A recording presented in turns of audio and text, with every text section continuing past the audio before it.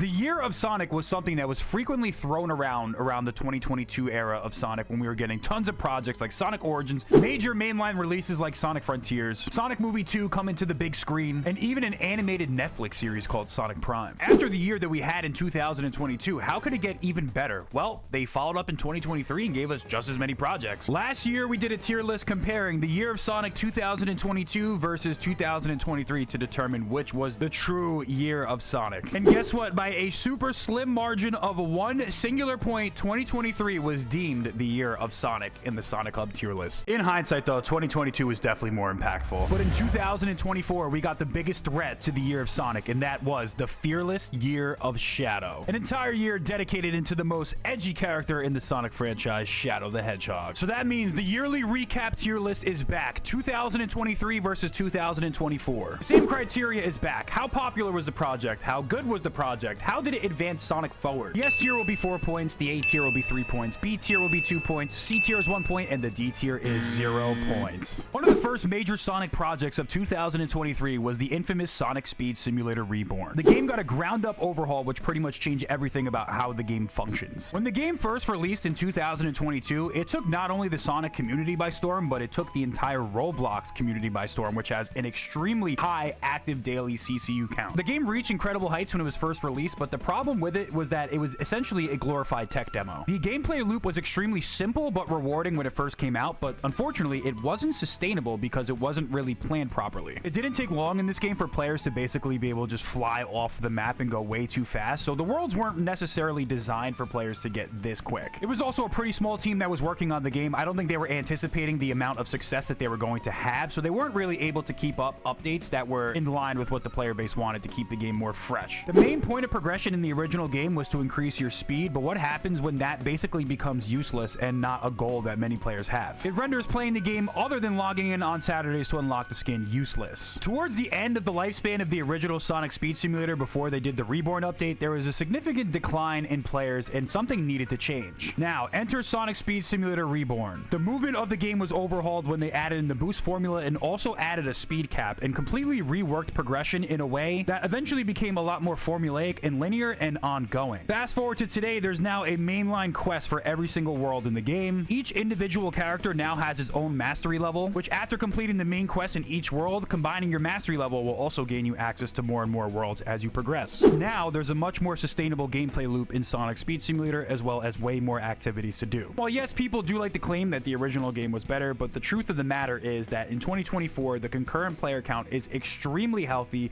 and it's much better than it was towards the end of Sonic Speed Simulator 1.0's life. Surprisingly, the game's actually in a really healthy state right now, and most importantly, it's a lot more sustainable. With that being said, I still think that Sonic Speed Simulator Reborn is actually an A-tier project, because yes, I do think it's a significant improvement in the quality over the original release of Sonic Speed Simulator. You still can't underestimate the impact that the original game actually had when it was released. The amount of people that were introduced to the Sonic franchise that had no idea about anything about Sonic prior to this game's release cannot be understated. We also can't forget that in 2023, we got several updates to Sonic Frontiers. And these weren't just updates. These were significant expansions to the game that added hours and hours of content. The first piece of content that they released was the Sights, Sound, and Speed update. The first aspect of this update was the jukebox mode. We all know that Sonic games over the years have varied in quality, but one thing remains pretty consistent: the soundtracks are pretty good. While in concept, a jukebox mode doesn't sound all that exciting, but the cool thing about it is that it added a layer of exploration to the open world. In order to unlock the music, you had to explore the zones and unlock the hidden tracks. So it was a fun and rewarding way to extend the playtime of Sonic Frontiers open zone. So the next thing that I really love is the photo mode. Now, functional wise, it's really not all that good. I don't know why Sega put so many limitations. It's very clunky. You can't really zoom out that much. Pretty limited in scope compared to like some of the mods you can download on Game Banana. But regardless, you can grab some insane screenshots. I think one of my favorite activities is actually running around the open zone just trying to get little poses. So we thought Sonic Frontiers Update 1 was going to be pretty light, but then they added some additional challenge modes. So Cyberspace Challenge Mode was basically like a glorified endless time attack, which has you running through all of the levels from cyberspace in Sonic Frontiers. They also added a Battle Rush mode, which allows you to fight all of the enemies as well as the bosses in successive fashion. The coolest thing about both of these modes is that they had legitimate rewards to unlock for completing both of them. If you were able to S-rank every single cyberspace level in the Cyberspace Challenge, you would then unlock the power boost that you get from having max rings in the open zone in cyberspace. So cyberspace was criticized because of its movement options and that it was a little bit limited. So the more movement options and more cool things you could do to play around with it definitely made the experience a little bit better. Completing all of Battle Rush would unlock a new difficulty for the campaign of Sonic Frontiers, which was extreme difficulty mode, which means if you get hit once, you would actually die. The sights, sounds, and speed update was extremely impressive, but the craziest part about this was that this wasn't even the best update, because update 2, Sonic's Birthday Bash, was probably the best one when you consider the fact that it wasn't really that divisive. They were 2 for 2 at this point. The Birthday Bash is almost like the Open Zone Unleashed update, and I say this because they added this new mode called the Action Chain Challenge. The Action Chain Challenge is basically doing successive tricks and combat abilities in order to rack up a score within the open zone. The open zone is your playground. You can do several different things in order to increase your score. It basically allows you to create your own mini Sonic levels to rack up the points. But another reason why I call this the Open Zone Unleashed update is because they added momentum sliders into the game. So finally, Sonic Frontiers had a little bit more momentum than it did before. They also added a new collectible Coco mode, which added additional platforming challenges to the open zone, and all of them were really fun. You had to find a bunch of these Coco throughout the world in order to further 100% the game. The best part about completing all of the Action Chain challenges and getting an S rank, though, was they added the Spin Dash, and this is the single most important move that they added to the game. Spin Dash was more of a spin boost in this game, and it really allowed you to take the platforming in this game to a whole brand new level. If you watch me speedrun this tower in Sonic Frontiers Update 3, none of this is possible without the Spin Dash and momentum sliders, so it really fundamentally transformed the game, and in my opinion, made it a lot more fun to just mess around and traverse through the open world. So the Spin Dash was definitely something that I consider to be a game changer. In addition to all that, added New Game Plus, which allows you to carry over your stats and new abilities to a brand new playthrough of the game. So overall, Update 2 was a smashing success. Now cue in Sonic Frontiers Update 3, The Final Horizon. Now this was probably the most ambitious update that they added to date. We got a brand new form for Super Sonic for the first time in a long time. Super Sonic with blue eyes. Sonic Frontiers Update 3 overhauled the ending of the game. Aranos Island was completely redone and redesigned for the new moveset that Sonic now possesses, with the momentum sliders as well as the Spin Dash. We also got a bunch of new cyberspace levels. We got multiple playable characters such as Amy, Tails, and Knuckles for the first time in a very long time. And most importantly, we got a rewrite to the ending of the story, which a lot of people, including myself, thought was extremely lackluster. Because that final boss and that ending was so damn lame, it seems like they just ran out of budget and time and they just scrapped this together. Because why are we playing Galactica as the final boss when the original game starts you off with Giganto, which was one of the most iconic boss fights, honestly, in the history of Sonic? But this time, things would be different. That is, of course, until the update came out, and then it ended up being extremely divisive. Some people didn't like the controls of the other characters. They found the difficulty spike to be a little bit insane with some of the platforming challenges. Master King Coco Trial was absolutely abysmal, especially getting used to that brand new parry mechanic. And a lot of people had trouble with the final boss because the mechanics were a little bit unclear. Regardless, though, they'll never make me hate Sonic Frontiers and the updates that they added. They were overwhelmingly positive for the game.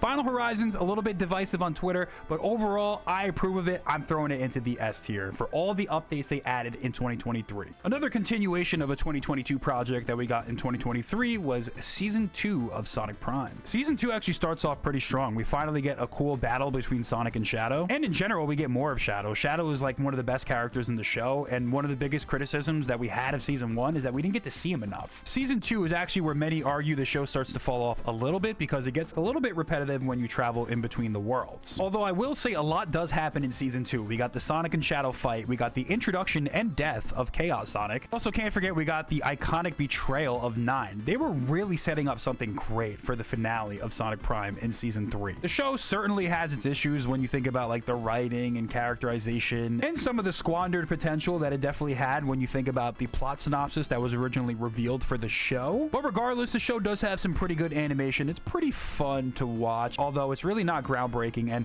you know, a lot of people probably would have wanted something a little bit different. I'm going to throw Sonic Prime Season 2 into the B tier because it did set us up for something pretty good. The next project that we got was the murder of Sonic the Hedgehog, and this definitely threw pretty much everyone off. It was an April Fool's game that was released by the Sonic social media team, and it's a visual novel that's interactive and features the Sonic characters. I mean, it's certainly interesting and it's appreciated. The writing's pretty good. The artwork is cool. This is probably the saving grace of the game. There's actually a fun little like platforming endless runner section, which I actually found to be really fun. But I hate to say this is a super unpopular opinion. I'm throwing this game in the C tier because there really wasn't much impact felt for the series. Obviously, it's cool. The fans appreciated it, but this is just not really my style of game. I don't think it really pushed the series forward in any way. I'm putting it in the C tier. I played it once. once and I never played it again. It's hard to also forget that Sonic Origins Plus released in 2023 as well. This kind of slipped under the radar. So we got additional classic games added to the collection. We also got additional playable characters. We got classic Amy playable for the first time in the classic Sonic 2D Genesis games. My biggest gripe with this game is the fact that if you already owned Sonic Origins, you had to pay $10 to get the DLC, but now Sonic Origins Plus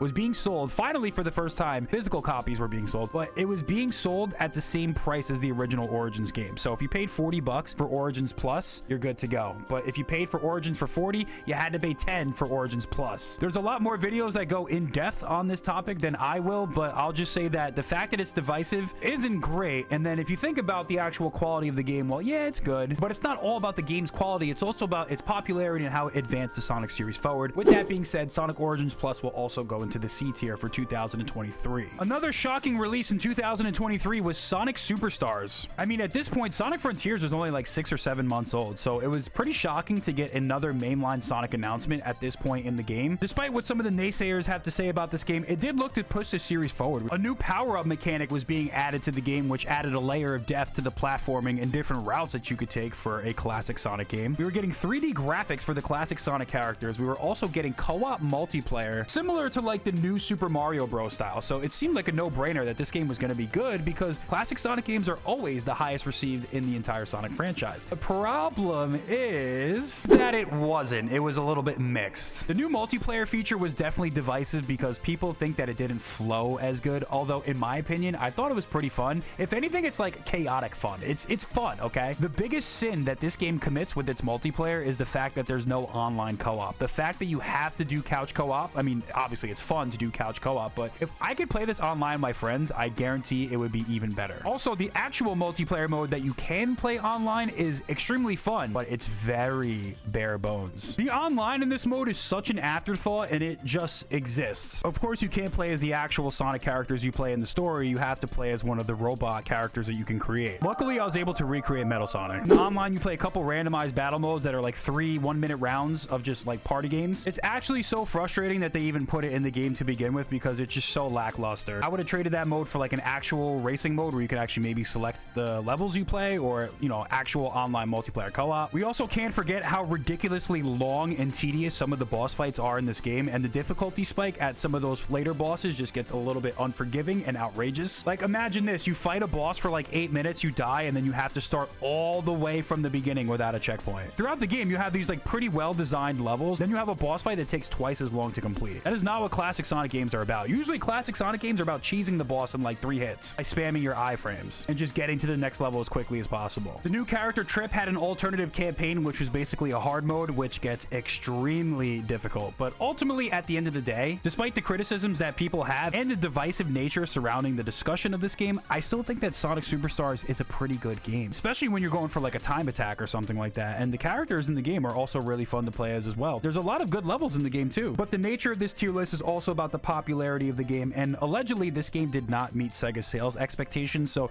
this could be a major blow to classic Sonic in the future. It was certainly an A-tier quality game, and it's so frustrating that it just had some of these self-inflicted wounds that kind of just holds it back a little bit, along with the divisive nature and the Metacritic score not being quite as high as it should have been. We're gonna have to put this into the B tier in terms of its impact and popularity. The last major release in 2023 was Sonic Dream Team. Now, this game was certainly out of left field. This was an exclusive Apple Arcade game. Apple Arcade is a subscription service that not many people have, especially people that don't have Apple devices. But here's the thing, guys. Sonic Dream Team is actually one of the best 3D Sonic games that's ever been made. It introduces 3 different playstyles for the characters and on what the 3D Sonic formula could be. I would say that this is probably, I mean, other than Open Zone, the most ambitious that 3D Sonic has been in a while. It's crazy that this is like a mobile game. The cutscenes and animation for this game are genuinely better than the mainline Sonic game, Sonic Frontiers. The level design is extremely open and encourages exploration to the likes of which we have not seen since the original Sonic Adventure game. There's tons of different missions that make you strategize how you play and who you play with and the routes that you take. It's not to say that it's completely 100% perfect, because ultimately the controls are designed for mobile devices, so sometimes it can get a little bit in the way, in the sense that some of the movement options can be limited. At least in the original version of Sonic Dream Team, there was 3 or 4 updates to this game, which we'll get into in 2024. But overall, it's an incredible game. It's extremely polished, and I think Sega Hardlight deserves to have more Sonic developing experience, if you will, unlike some of the actual actual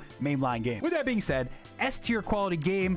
Impact and popularity is not there for this game, so we're going to put Sonic Dream Team into the A tier. This is what I did for 2023. Now we get into the big 2024. The first project that released right in the beginning of this year was Sonic Prime Season 3. This is the season that a lot of fans were not happy with. We love to see a good aura farm from Shadow, because he was certainly doing that throughout the entire show. It's pretty crazy when you consider the fact that a lot of people don't necessarily love the writing and characterization of the characters, but most people can agree that Shadow was actually really good. Here's the problem that people had with Season 3. The season was extremely repetitive. Basically, this entire Season 3, if you could even call it that, was like 5 episodes of the same exact battle and fight scene. Almost the entire series takes place in the Grim, and we do finally get a resolution to the conflict, and we have 9 turning good at the end, and Sonic and Shadow end up saving the day. Which, by the way, Shadow has to save Sonic at the end of the season, because of course he does, because Sonic is just, he's not the same Sonic in this show, I'm sorry. But there's another confusing aspect about the end of the show that was pretty divisive for fans. So people were hyping up Season 3 because, one, there was a pretty compelling story with Nine's betrayal, but also Ian Flynn went on his podcast and said something to the effect of, like, he can't tell us where the show takes place in the Sonic timeline because it will spoil the ending of the show, which implies, like,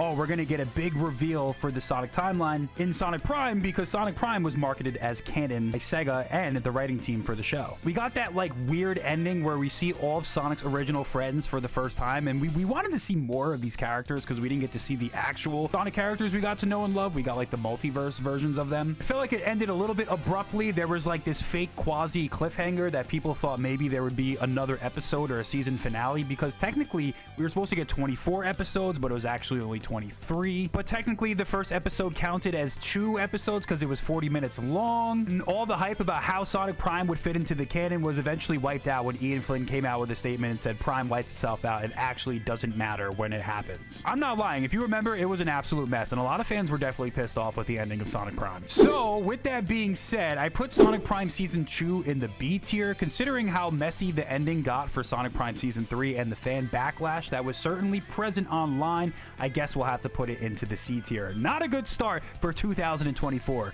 Can the fearless year of Shadow recover? Of course it could, because we got the Knuckles series in April of 2024, even though it was supposed to come out in 2023. Like everything in the franchise, this was yet again another divisive outing in the Sonic series. Are you starting to notice a pattern here? The story of the Knuckles series is pretty simple. Knuckles is having a tough time adjusting to life on Earth, and he feels like he is not actually at home. Knuckles is officially grounded because of his antics, and he ends up linking with a fan favorite character, Wade Whipple, the true star of the show, in order to train him in the ways of an Echidna warrior, which for Wade Whipple is actually just winning a bowling tournament against his deadbeat father. Secretly behind the scenes, there's rogue gun agents that are trying to harness Knuckles' power for whatever reason, which kind of shows that there's rampant corruption within the agency. Knuckles eventually trains Wade in the ways of the Echidna warrior and also harnesses the flames of disaster, and then everyone lives happily ever after. In a lot of ways, the show is so ridiculous and it's so out there that it does actually have a lot of charm to it. I can definitely say for certain, no matter what type of Sonic project it is, whether it's the first movie or it's a Knuckles series, there is a lot of endearing moments. But we got some problems. A lot of fans did not like the Knuckles series, and there's some good reason as to why. One of which is that the main character Knuckles does not have as much screen time as Wade Whipple. Some people were even calling it the Wade Whipple show. I mean, certainly it's an objective fact that Wade Whipple has more screen time than Knuckles, and for some people, I bet your enjoyment of the show boils down to whether or not you like Wade Whipple as a character. Personally, I actually do like Wade Whipple, so I didn't hate the Knuckles series. Sure, I would have liked the Sonic spin-off to be more about the Sonic characters as opposed to the human characters, and I'm gonna be honest, if they do a Shadow the Hedgehog spin-off series, I definitely would not like to see them make the same mistakes that they did for the Knuckles show. But at the time of its release, the Knuckles series was the highest rated project in the entire Sonic cinematic universe. That is insane to think about. It was the lowest rated by the fans, but regardless, Paramount may or may not deem the show as a success. I don't know what the numbers are behind the scenes. So with that being said, where does this belong? Where does it belong? Do you belong here? B tier. I mean, listen, we have to talk about the popularity as well as how it advances the series forward.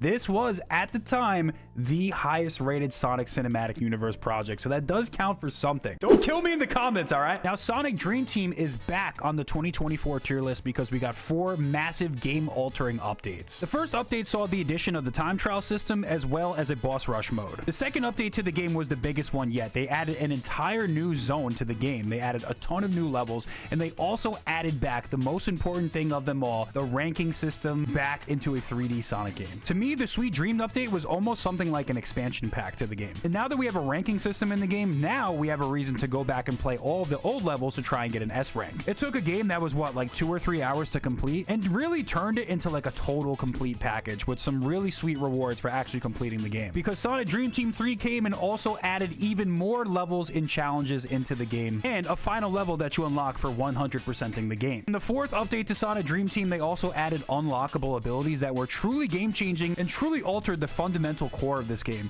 100%ing this game was no easy task anymore. We also can't forget, at the end of the year, they added Shadow into Dream Team, so I'm sorry, there was actually 5 updates to this game. It's kind of incredible to see. But Shadow was added to the game as a 5th playable character, and while he's actually not my favorite to play as because he has this weird move where instead of like a traditional homing attack, you have to aim him to shoot him upwards. It's kind of fun if you get used to it, and he also has chaos control as well. I definitely would prefer to play as the other speed characters, but nonetheless, he's the 7th playable character added to the game, and once again, they added even more Shadow levels into the game. There's like these daily Shadow challenges. So this game is like, at this point, a top-notch 3D Sonic game. It's such a shame that it's locked on Apple Arcade and not everyone's going to have the chance to play this game, but hopefully one day it'll get a port to console. So where does Dream Team Update 1, 2, 3, 4, and 5 rank on the tier list? Well, in terms of quality, it's certainly S tier, but at the same time, we still have to think about the popularity and impact that this has and how it pushes the series forward. It kind of remains to be seen how the 3D platforming will be altered in future mainline Sonic games. Still gonna have to put it in that A tier, and then I think we'll drop the original Dream Team down to the B tier since this improves it in every other way so substantially and so significantly. Next on the list is Sonic Rumble, which originally got leaked earlier on in the year, and then a gameplay trailer fully leaked out. It was pretty bad, but this game is essentially Fall Guys, but Sonic. It's a battle royale racer mode, which is something that I personally am pretty excited to play. Originally, it was only announced for mobile devices, but now it's been announced that it's going to have a port to Steam, which is absolutely massive for the future of this game. Not just limiting it to mobile devices, but also still having that option as a feature because mobile games are extremely popular. With that said, it's going to be live service, 32 players, online battle mode. And earlier this year, we had a 3-day window to play the beta of the game. And in some countries, some people can actually play the game right now. My thoughts on the game is that it's actually extremely fun, but during the limited time that we got to play, I thought that the content was a little bit limited, and I feel like they definitely needed to add more to the game in order for it to not become stale, because when we first played it, there wasn't much to do. Once you play for an hour, you basically played the entire game. I'm sure that's not going to be the case, and I'm sure that they're working on it as time goes on, but regardless, that was my initial impression, and I'm really excited for this game, and I think they're going to do a good job. I've been saying for a long time, a game like Sonic that's built around speedrunning and competitive time attack, how does it not have some type of competitive online multiplayer game? While this is not necessarily the exact way I would have liked to have seen it implemented, I'm certainly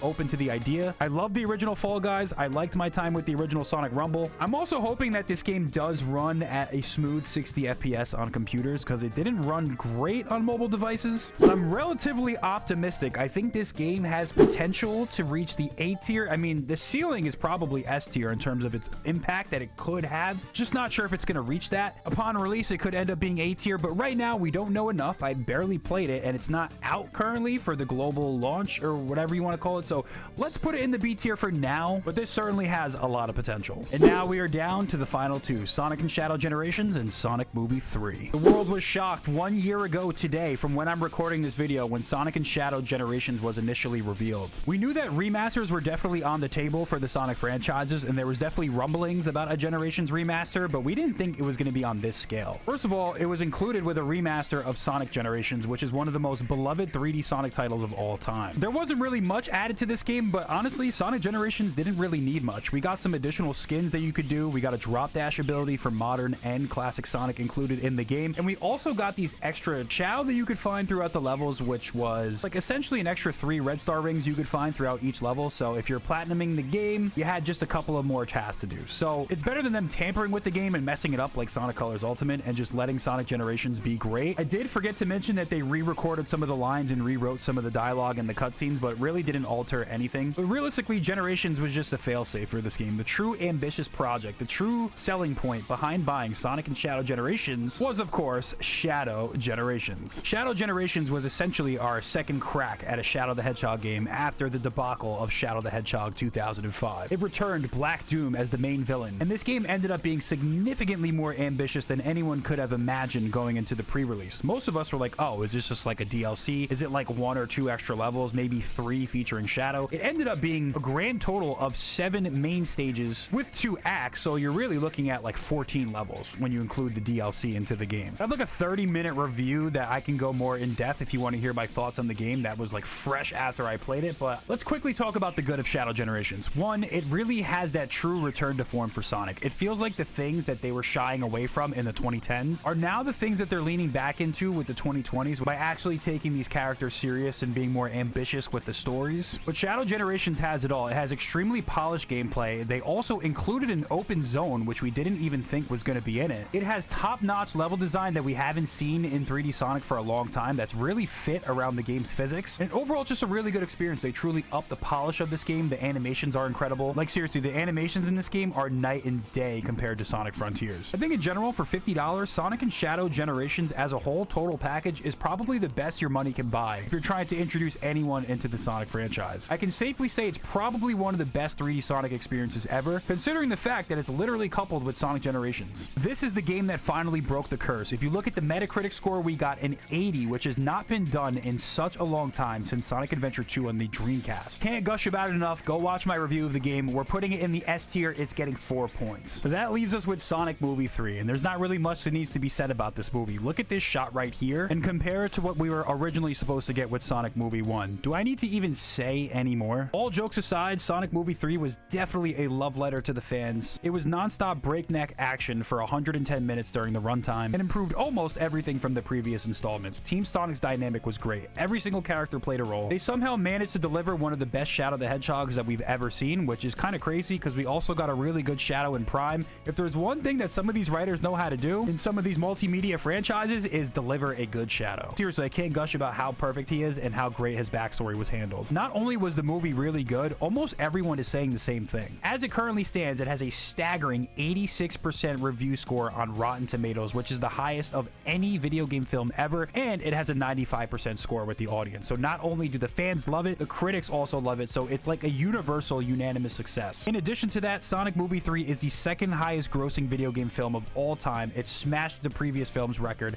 and it just beat Detective Pikachu. Doesn't look like they're slowing down anytime either, because Amy Rose and Metal Sonic are confirmed for Sonic Movie 4, so I am just so happy with the future of the franchise, the success that it's brought, and probably all the new eyes that it's bringing. Was there ever any doubt that this was obviously going to be an S-tier project? So where does the final total stand? For 2023, Sonic Frontiers DLC updates give us 4 points. Sonic Speed Simulator Reborn gives us 3 points. Sonic Dream Team has 2 points, unfortunately, because all the updates we got are just substantially better in 2024. Sonic Prime Season 2 gets 2 points. Superstars gets 2 points. Murder of Sonic gets 1 point. Origins Plus gets 1 point, which gives us a grand total of 15 points for 2023. Sonic and Shadow Generations is 4 points. Sonic Movie 3 is 4 points. Dream Team Updates is 3. Knuckles is 2. Rumble is 2. And Prime Season 3 is 1. Which means the Fearless Year of Shadow 2024 is the official Sonic Hub Year of Sonic tier list champion. Let me know if you agree or disagree down below in the comments.